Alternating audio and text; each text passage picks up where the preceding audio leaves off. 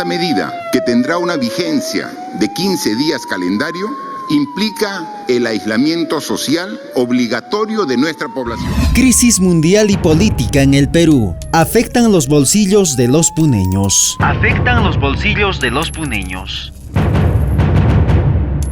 Era un 14 de marzo del 2020. El entonces presidente Martín Vizcarra, mediante un decreto supremo, declaró estado de emergencia en el Perú por la pandemia de la COVID-19.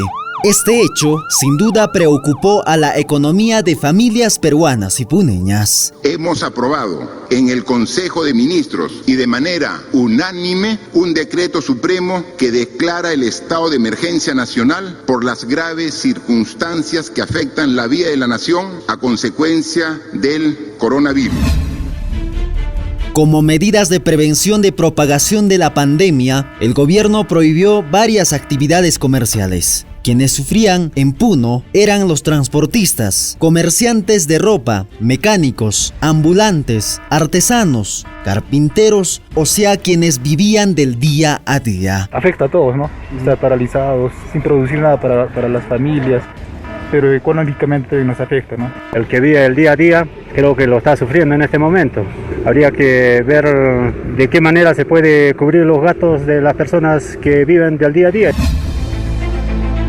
En el 2021, si bien poco a poco se reactivaron varias actividades económicas, vino el segundo dolor de cabeza para los puneños. El incremento de la canasta básica familiar. El pan se compra a 4 por un sol. Subió el pasaje en el transporte. El gas está por encima de 60 soles. Se paga más por servicios de agua y luz y otros productos. Yamagas la ha incrementado de 7 soles, ¿no? Y en el mercado vemos que ya el gas se está costando un promedio de 60 soles.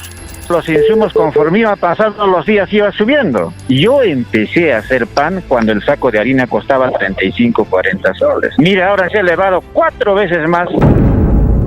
Además de una crisis mundial por la pandemia, este panorama se agrava más con la crisis política en el Perú.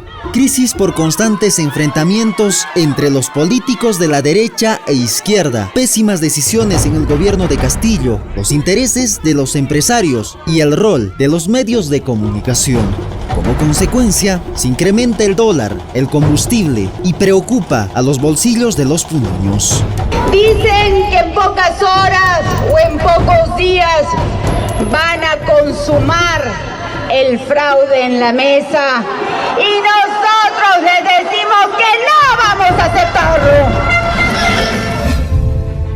Respecto al dólar, el 1 de enero se cotizaba en 3 soles con 62 céntimos y el 14 de julio, tras la segunda vuelta electoral, en 3 soles con 97 céntimos. Sin duda, no gustó a muchos empresarios el triunfo de Castillo en las elecciones. El analista Jorge González dijo lo siguiente. Lunes 12, el precio del dólar, amigos, bajó. Y el domingo 18, ¿qué pasó? El señor Castillo le saca una tremenda ventaja a la señora Fujimori. Al día siguiente, lunes 19, el dólar empezó a subir. El pico más alto del dólar fue el 27 de septiembre, tras cerrar la jornada en 4 soles con 12 céntimos. A los empresarios no les gustó la amenaza de nacionalizar el gas de Camisea. La incertidumbre se apoderó del mercado luego de que el presidente del Consejo de Ministros, Guido Bellido, afirmara que se nacionalizaría el yacimiento cusqueño si la concesionaria no renegocia con el Estado. El precio del dólar estadounidense en Perú subía a un nuevo máximo histórico en las primeras operaciones de la jornada de este lunes, en medio de renovados temores de inversionistas tras las amenazas de que la explotación del yacimiento de Camisea sea nacionalizada.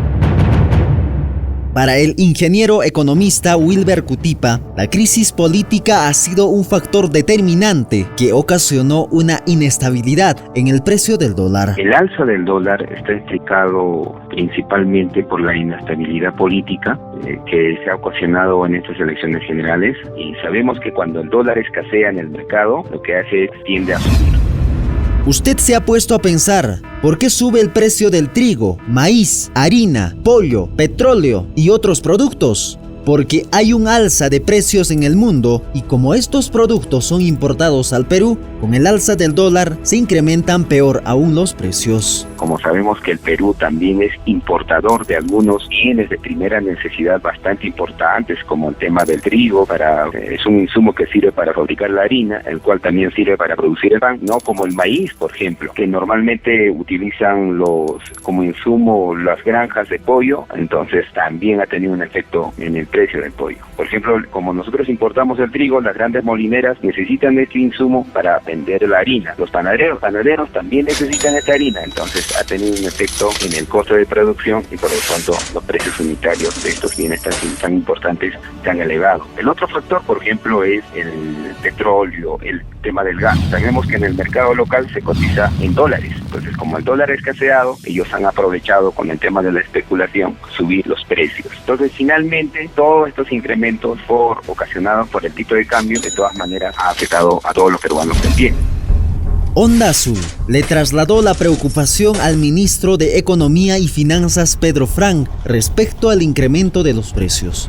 Justificó que hay un alza de precios en el mundo y esto repercute en nuestro país. Por ejemplo, el precio del petróleo hace un año estaba a $30 el barril, ha llegado a estar hasta $80 el barril. El precio del maíz, que es lo que alimenta a los pollos y que es un elemento esencial en el costo de los pollos, ha subido también casi al doble de precio. El trigo, que es un elemento esencial en la elaboración del pan, también ha subido en el mercado mundial muchísimo.